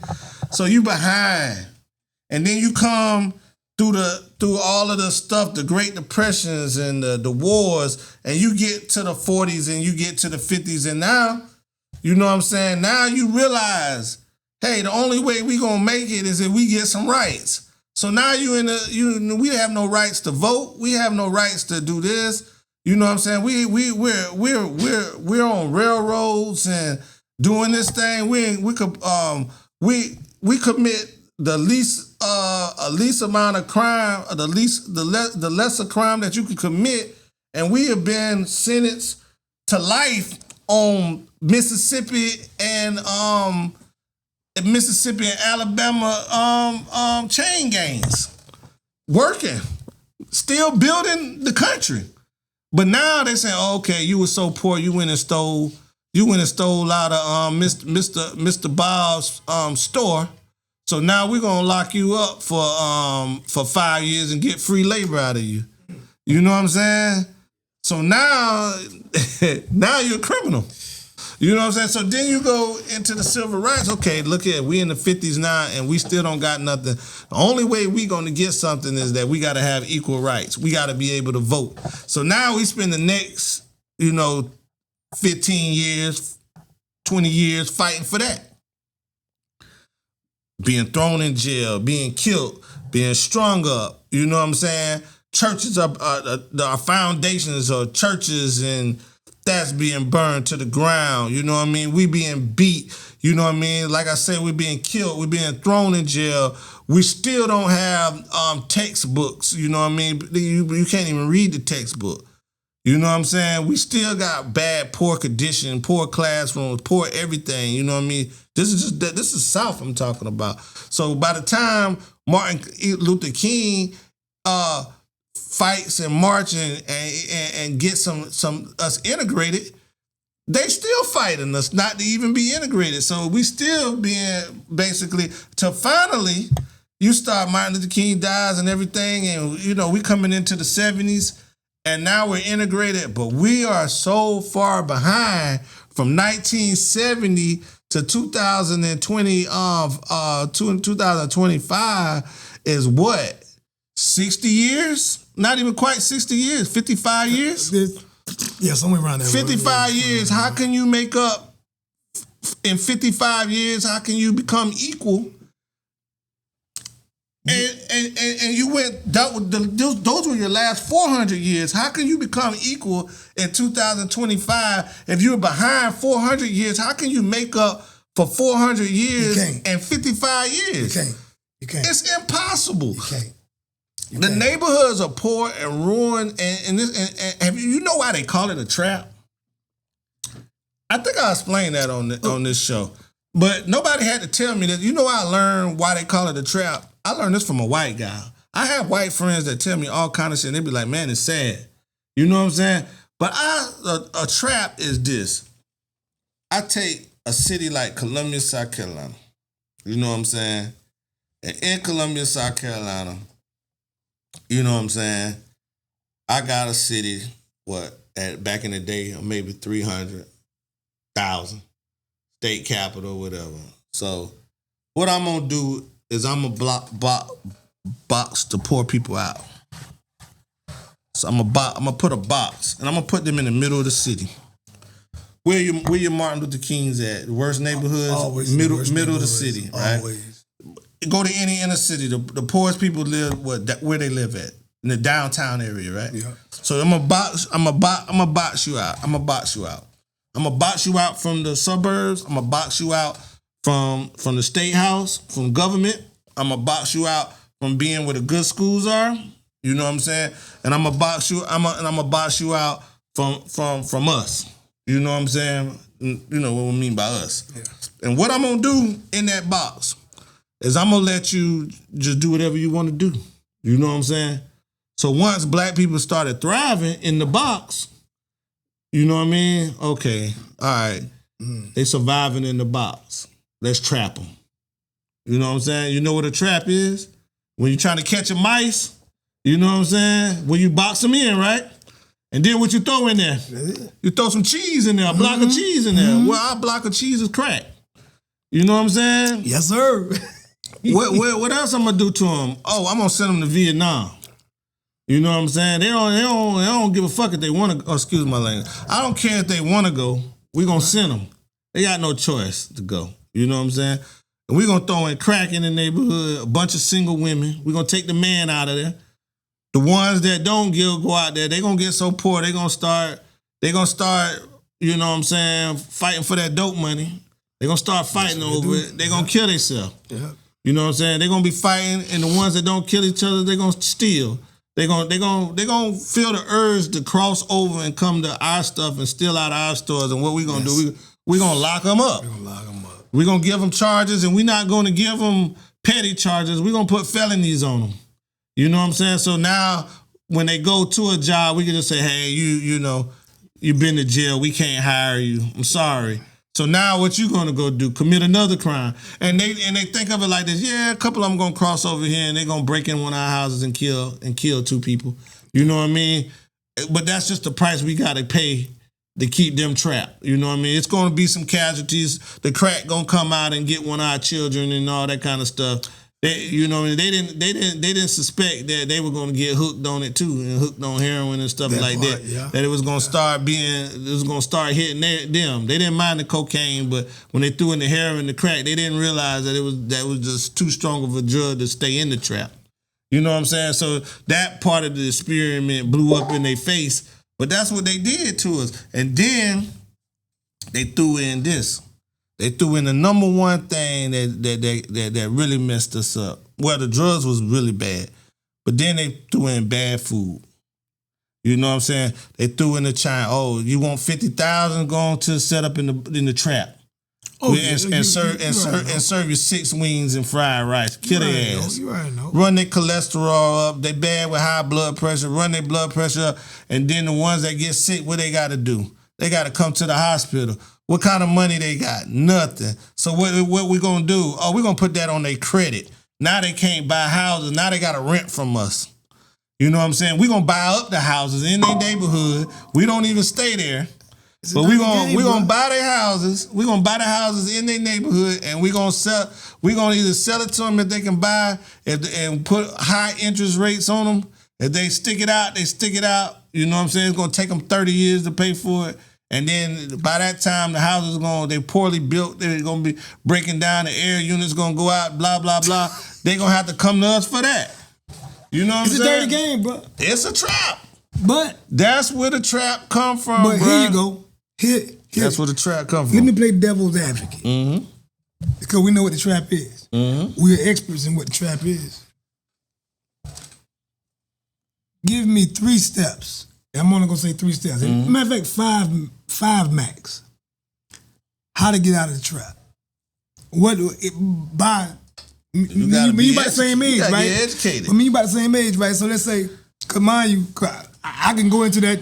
My story in the trap shit. Yeah, it's kind of demonish, right? Yeah, mine is. If I go into it, right? So, but go ahead. I could damn near think of. I could break it down to actually 2. Yeah.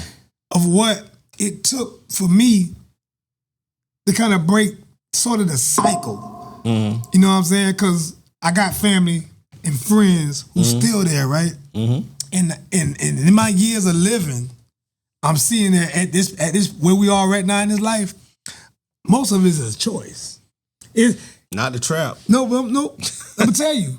I'm gonna tell you why. Not the trap. I'm gonna tell you what the trap. This how they trick us in the trap. Mm-hmm. They created a fake comfort zone for you.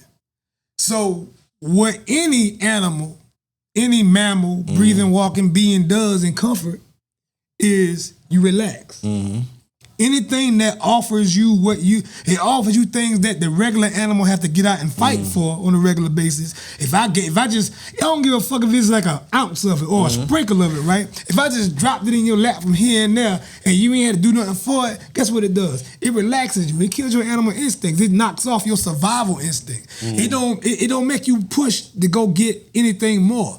So what the government has done was they create this trap, and they've done it. In mind you, now this shit ain't just happening in America. This is a phenomenon that's happening in societies all over the world.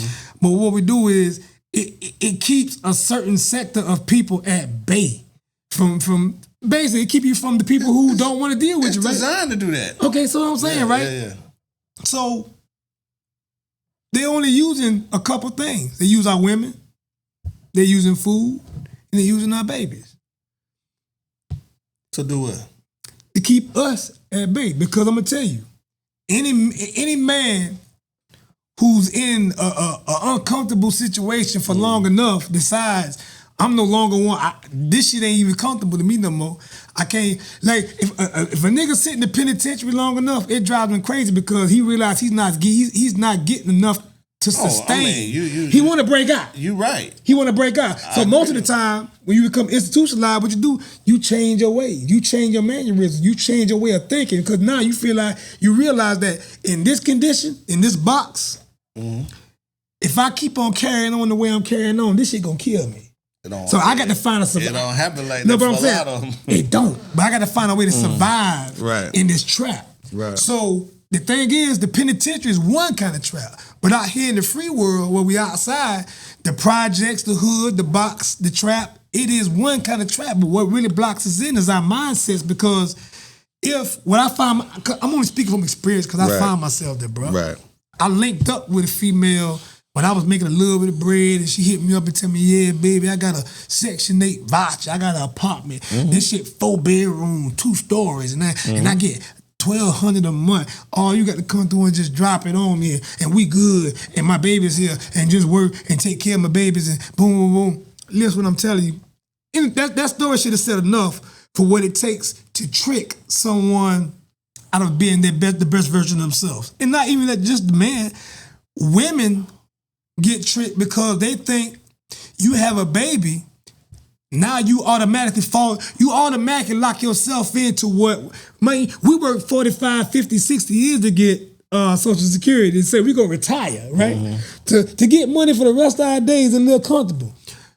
For a young woman in America, what it was up until recent was, all you really have to do is have you about 3, 4, or 5 babies from no matter how many guys, lock them in with the state. And you got cake coming in by default monthly on time. And this is guaranteed bread. That's a way of life. That's a way of life. So that's what the trap provides us with. The trap provides, first of all, because they know all men gonna run for women. And once you fall for that, they got you. Which gonna lock you into, now I got to pay for this for the rest of my bill. You got you a job, we're going to put you on child support. Because guess what? You out here, you ain't got the funds, you ain't been educated, you ain't had your dad in your life, you ain't had no male supervision to teach you how to manage your wood, how not to be out here just dropping willy-nilly in women and having babies between 3, 4, and 5 women. So guess what you do? You do exactly what you ain't been taught. You fall into the system by default, uneducated. We fall into the trap. That part. You know what I'm saying? So we fall into these traps. Education, and it all starts. Don't fall for it. It's set. It's set. You know, bro. What I'm saying is, it's set because they know that this is how animals work. You got people who got degrees on how animals work. They did this shit with mice before they did it with us. You believe that? They probably, yeah. No, bro. I'm telling you. Well, yeah. Look it up. The whole experiment about projects in communities was presented with mice. It was done on mice before it was done in neighborhoods and communities and states and cities. Oh, no, I believe so that. the thing is, being that you know that people have studied this to this degree, all you really have to do is make yourself knowledgeable on how to be a better version of yourself. But how can you be better? I mean, how can you be better off in 55 years of being integrated into the world? Here's how you do it. Here's how you do it. I'm gonna tell you how you do it. We ain't thinking about 55. We thinking about the last 2, 3 years, me, you, Prime. When we were sitting here, we been doing the work, my guy. Right. But let me tell you what. What we do is, right, this I'm gonna tell you, when people want you not to progress, this is what they do. They love to remind you of what you used to be. Right. Because they don't want you to step into what the new version of you. nigga, you shining too much. What? Nigga, I remember when you was in 9th grade, motherfucker, and I remember, nigga, you, and nigga remind, and guess what? Some of us, because you remember that was a place that I ain't like being in, but when somebody come approach you with that, they come and touch your ego a little bit, and it remind you of where you used to be. And guess what? Sometimes it draw niggas back. It get you into that space where now you feel defensive and you feel like you got to represent and you got to do some shit out of character just to let people know that fuck what you thought back then. Nigga, you touched my heart. You know what I'm saying? Nigga, I ain't what I used to be no more. What you need to do is worry about the now and then you pray for the future. The now for black people, the now for gay people, the now for immigrants, Mexicans, African, Asian, Thai, wherever you from, the now is the best thing you have. What used to be, don't never forget what used to happen now. Don't ever forget that. If you forget that, then you done lost your way. But the now, man, I go on TikTok, Instagram, whatever, all I see is niggas with stacks, G-Wagons, 3 and 4 houses. I'm talking about Gucci suits, Louis Vuitton bags, and for every one of them niggas, I could take you behind this mall and show you four other people that ain't doing that. I know where you're going. That's going from check to check. But the persona is this. Not even just the persona. What I know is because of what I see online and what I see walking around and what I see even being in the work industry. I'm a 9-to-5 guy now. We have more opportunities at our fingertips now than we ever had. You can walk in any room. You got the information. You got the knowledge. You can walk in any room and you can damn near snatch you an opportunity. But to walk in there with the victim mindset will automatically set you back. No, I get what you're saying, but my whole thing is that, bruh, somebody's mentality, man. It's hard to break a mentality that's been embedded in you for so many years. Facts. If I'm a slave for hundreds of years, I'm coming out of slavery with a slave mentality. Just like if I've been in prison for 20 years, I'm coming out. I'm not coming out. I don't even know the world. That's right. I'm not coming out of prison with a mentality. My mentality is that of a inmate. You know what I'm saying? Now, if I'm strong enough to break that, great. But most of them will, no. No, the statistics doesn't say that. You know, most of the people that get out of prison go back to prison. And this is why, because they got nothing to come to. You know what I'm saying? They got nothing to come to. Yeah. But you know what I'm saying? My whole thing, and it's not that far. You can do all the rehabilitation that you want to inside, but when you come out, you gotta live. You know what I'm saying? You gotta figure out how to get a house. You start from the bottom. You're talking about they started from the bottom. Now coming out of prison and starting from the bottom. And you need support. You need a family. But you need everybody support. don't got support. You're right. A lot of, everybody don't got support. You know what I mean? A lot of people coming back to the same situation that got them there in the first place. Or worse. But if I come out, because they probably, especially the guys that was holding it down with the drugs and stuff, they probably coming out with worse because they probably was taking care of their family. And then when they went inside, when they come out, you know what I mean, the leaders, you know what I'm saying, of the family own the shit. You know what I'm saying? But nevertheless, if I'm coming out of slavery, I'm coming out of slave mentality. If I'm coming out of that 40s, I'm coming out with a sharecropper struggling mentality. If I'm coming and now the great grandmama has put it on the grandmama. You know what I mean? The grandmama has had children and now the children have seen what's going on. And then their children have seen what's going on. You know what I'm saying? So this is generations of slave mentality. You know what I'm saying? This is generation of struggle. This is generations and generations.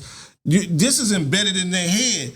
But you know what I'm saying? Where the projects and stuff come from is okay. I went from...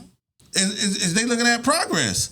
I went from, they don't care where the money's coming from or, they had to fill out some paperwork or had a baby or two. I don't care about that. You know what I'm saying? The fact of the matter is I went from a pig slop, living out with the horses, you know what I mean, and shitty on the ground.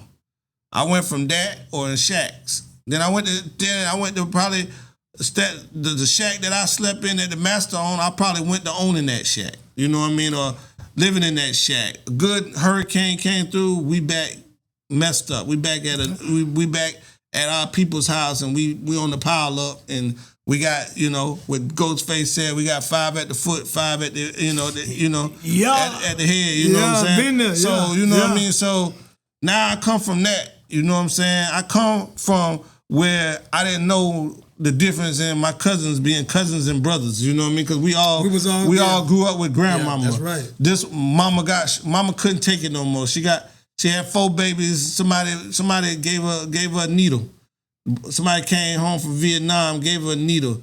You know what I mean? By the time you reach out of that, you had a couple babies and you get a project and you get a house in the project. That's not the projects anymore. We look at it like it's the projects. They look at it like, hey man, this is a home. You know what I'm saying? It may be 3, 4 small bedrooms, but it is a home. We're gonna throw the pictures on the wall. We're gonna do this. We're gonna do that. And maybe getting out there in the world trying to make a move scares us so much that we're going to go back to where we was at before we got to the home. But see, that's the part we got to break. Because I get that it's scary. It's a gamble. What you want me to do is that, man, I was staying with my grandmother, 10 people. Yes. Uncles in and out of prison, some of them with mental issues, molesting my kids, you know what I'm saying?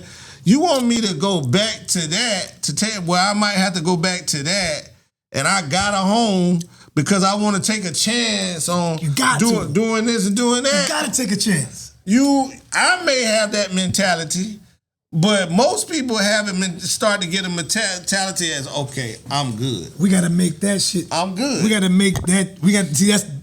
I'm glad you said that. And then they kids, then they kids see them, and they may want more, but one mistake or one bad break, then they were looking for the same thing. That's the mentality. They're looking for the same thing. You know what I'm saying? You got to take the risk. You got to take the risk, especially when you feel like you have no options. Right. If you ever find yourself against the wall where the options are dire, you got to take. Mind you, I only know this because I was left without a choice, right? Right. And I found myself, and it took me to find myself in Richland County in the 6x9, right?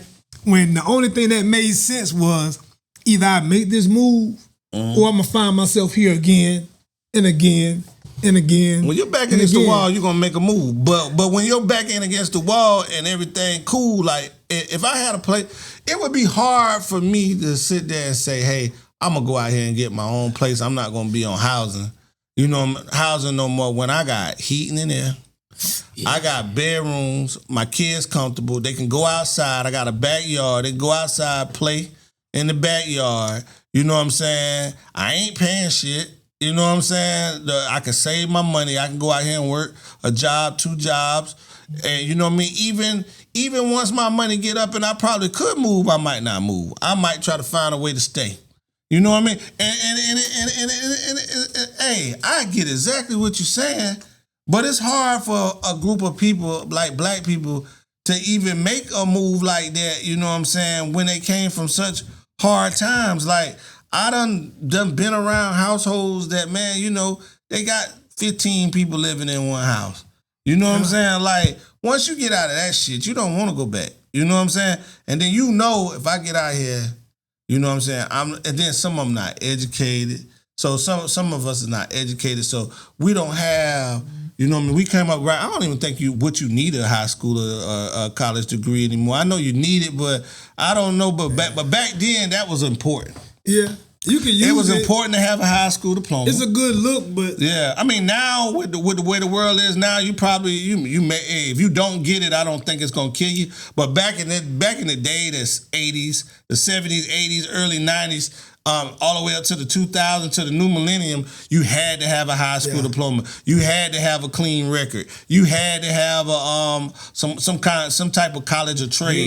You know what I'm saying? Sometimes now it's different because you got factories that hire somebody that's 18 and you start you off at $20-something an hour, and if you're good, you get the $30 an hour. That's right. You can live a pretty damn good life making $40,000-$50,000 a year. I know I'm not 19, 20 years old driving Chargers and Challengers. Yeah. Everybody had like they be saying, oh, the new 100,000 is, 100,000 ain't 100,000 like it was. 100,000 like 70, man. Shit, I grew up in a household and lived pretty good, and I think we had a combined household of 40,000. You know what I'm saying? It's not about, it's not about making it to Irmo. Hell no. You know what I'm saying? You can make it behind this mall and get something a little cheaper if you willing to, fix it up and turn a house into a home and live good. It's probably people behind that mall making way more money than bringing home more money than us. Here go the problem here. We don't have to do. We don't have to move. You ain't gotta do that. So a lot of people don't want to move. Problem is they happy with it. But the problem is you're feeding your toddlers crab legs and shrimp. Yeah, I mean, your toddler's eating crab legs, shrimp, and steak. Right. But I mean, shit, if you got the food stamps, why not eat what they eat? No, I get it. But see, it goes. Can't tell nobody to turn down no food stamps. No, hell no, because I can get it right now. It's on. But it goes back to. The one thing about, first of all, it's about getting funds, getting money, whatever. Bro, they owe us this shit. Everybody act like they giving us shit. They owe us this shit. I ain't tripping about that. You know how much 40 acres is? I lived on 2 acres, bro. I had to get a golf cart just to ride to the barn, bro. I'm tired of walking out there. That's reparations to me. That's 2 acres. To me, that's reparations. Man, you got 40. My next door neighbor had 15 acres.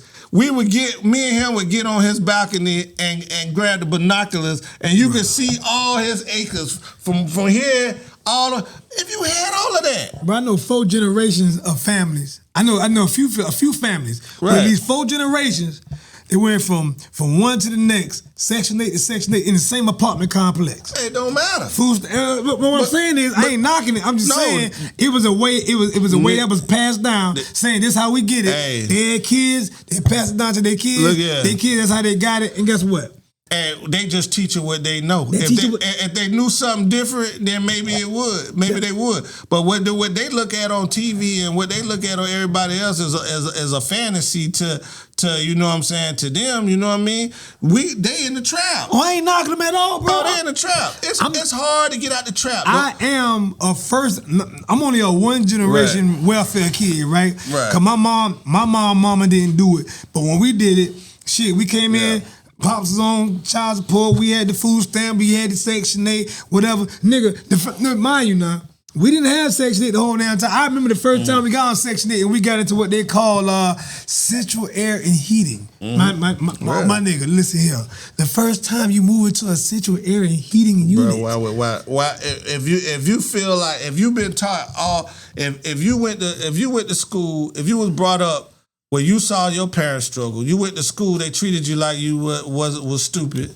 Me and all mama struggling. Everybody in my neighborhood was struggling. Yeah, you felt like you was stupid. You didn't have a dad at home, or your dad was in and out the house, or your mama was messing with a bunch of people. If you had dysfunction in your life, if you get some structural, what they say a woman want most in a man. You know what I'm saying? Stability. They want stability. If you find some stability, shit, you ain't coming off of the stability. You're not coming off the stability. You're not coming off of the stability. And the government offering stability. And the government gonna offer stability. For one, they owe it to you.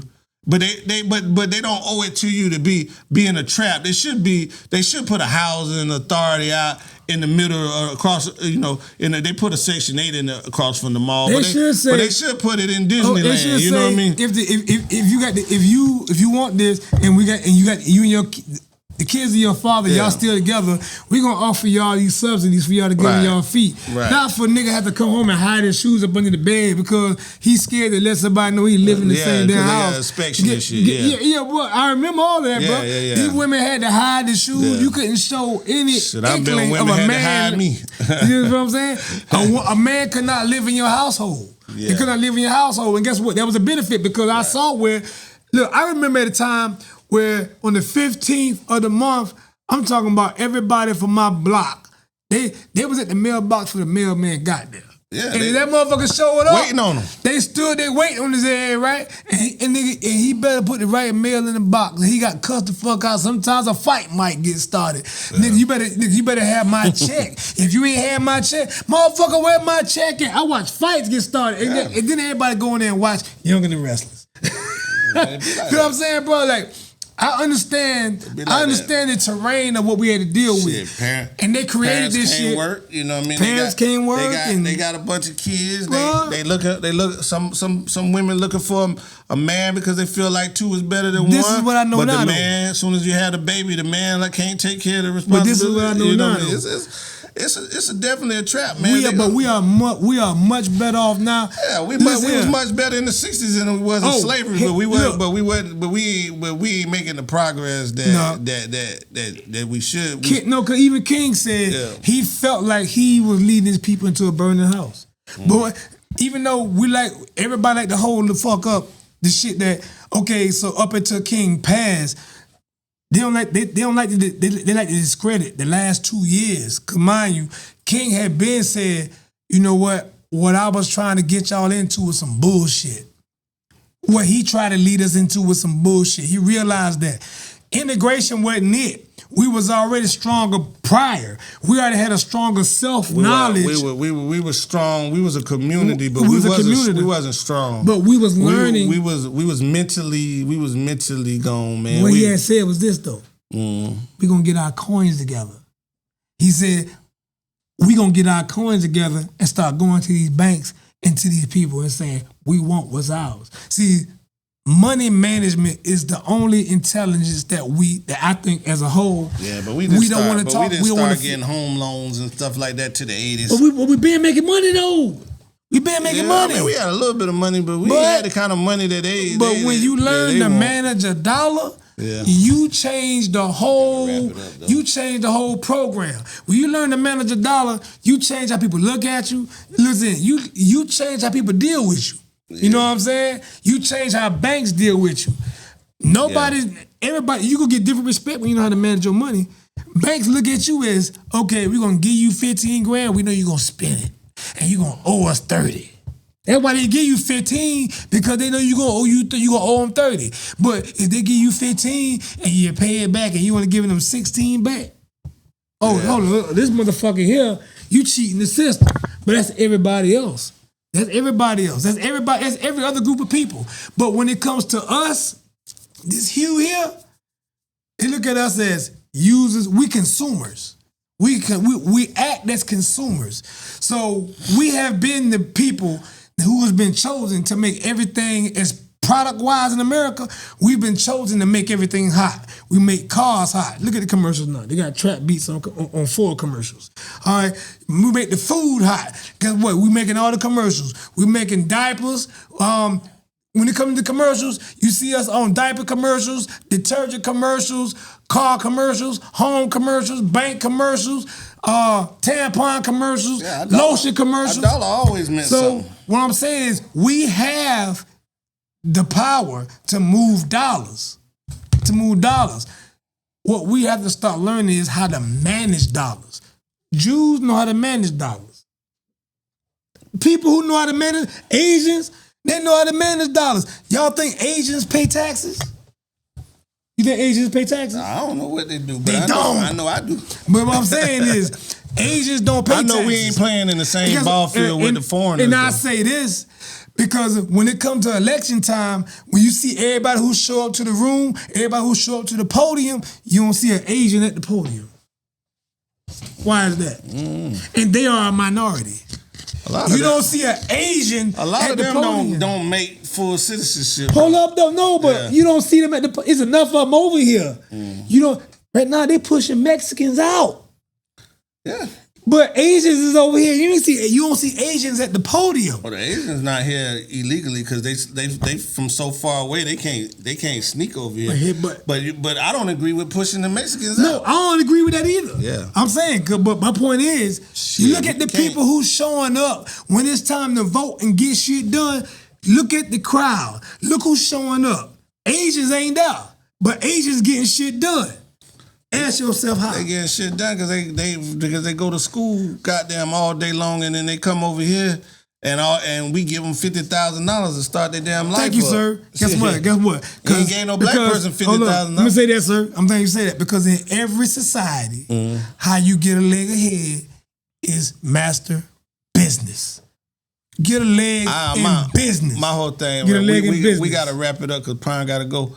But let me. You got a hoodie on the shit. Let me know. You know, so I find it hard to believe they sending Mexicans back into out of a country that they stole.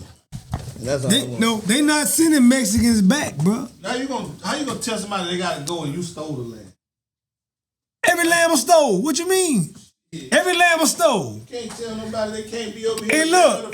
When you invaded it. Hey, look. Canada was stole. Hey, Canada in the same situation. Canada, they stole Canada. Bro, look. Every land was conquered. Every land. And if you go back to Indians, guess what? They even conquer each other's territory. Conquering territories is human nature. That's what we've been doing before people introduced contract law. Mexicans bump so much money into the economy. But it don't make no damn sense. Like, bruh, roll up out of here. Understand now? Hold up. But check this out, Wally. Hold on. I'm glad you still watch. I'm glad you still watching. Check this out, Wally. Understand this, right? Mexicans still voted for Trump. They did. The ones that's here. Okay, no, but listen. Like they didn't come okay, so this is what I need us to do, right? They got the nigga syndrome. No, but this is what I need us to do. Mexicans that voted for Trump, this is what I need us to do, bro. No, this is what I need us to do. But Wally, this is what I need us to do, right? This is what I need us to do, right? For us who never been to Mexico, right? You got to but Mexico, right? You got to understand why them people left where they was from, right? Everybody left where they was from, and why they came over here to get citizenship, right? If you've been over here for 5+ years and you ain't went and got legit, you got put. Come on, bro. If I come into your house and I've been there 5 years, out there running into a motherfucker like Donald Trump. They felt like, okay, I can stay over here. All I got to do is not get in trouble. If I don't get in trouble, if I keep my nose clean and just work hard, I can live in America. You know what? And I feel for them because a lot of these Mexicans who ain't never did got no trouble. Not exactly, they ain't got no Mexican. Over here not educated. That's right. They can't pass these tests that you got to take to become citizens. Go to these classes. But no, that bullshit. They can pass the test, bro. Some of them can't, bro. Some of them don't have no education. Bro. Some of them never seen a school. Look, bro. Nobody tell me you can read it right. You never seen a school. Look, bro. Nobody told. Look, be frustrating as fuck. And I get it, but if I ain't from here and I come over here, I start getting bread, bro, and I've been here 5 years plus. They get bread because they hard workers. No, but I'm saying they hard workers in a lazy country. But if I show up in your yard and start getting money for 5+ years, bro, I get it. If you've been here a year, you got 17% of unemployment rate in America right now, right? That means 17% of the people are out of work, right? Well, I think Biden got it down to maybe 14%. So you got 14% of people that's out of work. You know what I'm saying? Probably half of them, some of them can't work, or don't want to, or the husband is making good enough money and has told them not to work, or they've agreed not to work. But half of the motherfuckers just don't want to work. Let them damn 7% of the Mexicans that's over here illegally take that 7% of the motherfuckers that don't want to work. And I believe that. Yeah, that shit work. Hell yeah. The math, you got 7% that ain't gonna do shit but collect a check from the government. But it's 7% of them that want to come over here, and motherfucker, it's not that many of them. But if I been here, motherfucker act like it's probably 2 million of them motherfuckers. But if I been here 5 years, bro, if I been here 5 years, I would have went and got my shit together. Bruh, some of them just don't plan on going back. They just want to get the motherfucking money. But shit, every motherfucking dollar that they send over there, American, is $15. Cause I knew a young nigga like 22. That nigga was over here working at a convenience store and working on and driving goddamn Amazon during the day. That nigga had 3 F-150s at the house for his mama. He was getting it. Bro. So I know he might be a little fucked up. Motherfuckers work 15, 16 hours a day, bro. But they don't give a damn. But bro, if I'm over here getting it like that, bro, why not goddamn get right? Some of them don't want to stay. It took me 4 years to get my license back, bro. When they took my license from me, that habitual offender shit, bro, right. I realized one damn thing, nigga. I am no good in South Carolina goddamn catching the bus, catching rides, riding bikes to goddamn work. It took me 4 years of goddamn paying my shit back to goddamn South Carolina State to get my DL back, bro. If a nigga come here from another country, you able to get a bag? That's the only reason I don't feel it, because I went through hell being from this motherfucker. I've been through hell living here, going through some shit, losing my shit, getting my shit back. Nigga, I paid $11,500 to get my driver's license back over a 4-year run. $11,500. And it took me this year. I realized that if I didn't have my driver's license, what a driver's license is worth in 2025 in South Carolina, you can have a JOB and have a driver's license, and you can make, you can have a JOB and have a driver's license, and you can still make 40 to 50 grand outside of your JOB just with a driver's license in South Carolina. Bruh, right? If I wasn't working my 9 to 5, I could be in my car from 5 o'clock in the morning to 5 in the evening and make them there $500-600, bruh. A nigga who broke in South Carolina right now, who got a driver's license, he wanna be broke. He want to be broke. So if I was from Mexico or anywhere of Africa, wherever else, right? And I showed up here and I got an opportunity to get a bag, why not take the opportunity to go and get all my damn paperwork straight? Because all it takes is you to show up and got them standing in line and say, my name Guadalupe from such and such. I done been here for black. I'm just saying, bro.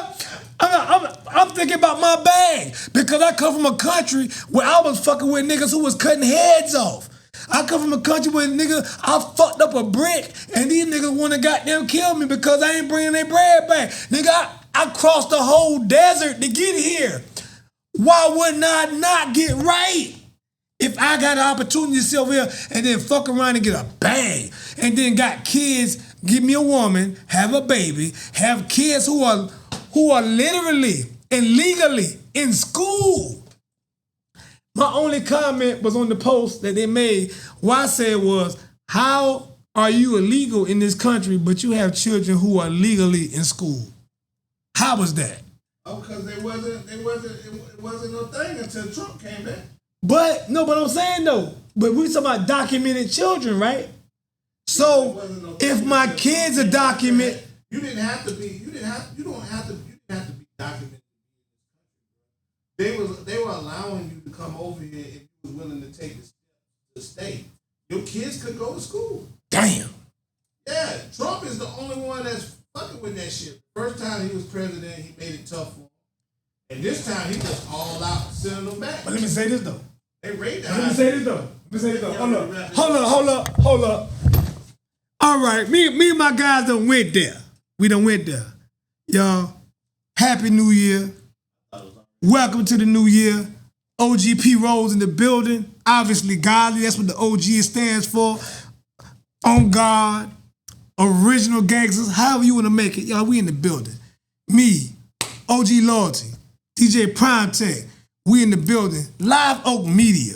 Like, share, subscribe. Y'all tap in with the team. We here for y'all. That's all we doing. And we out of his bed.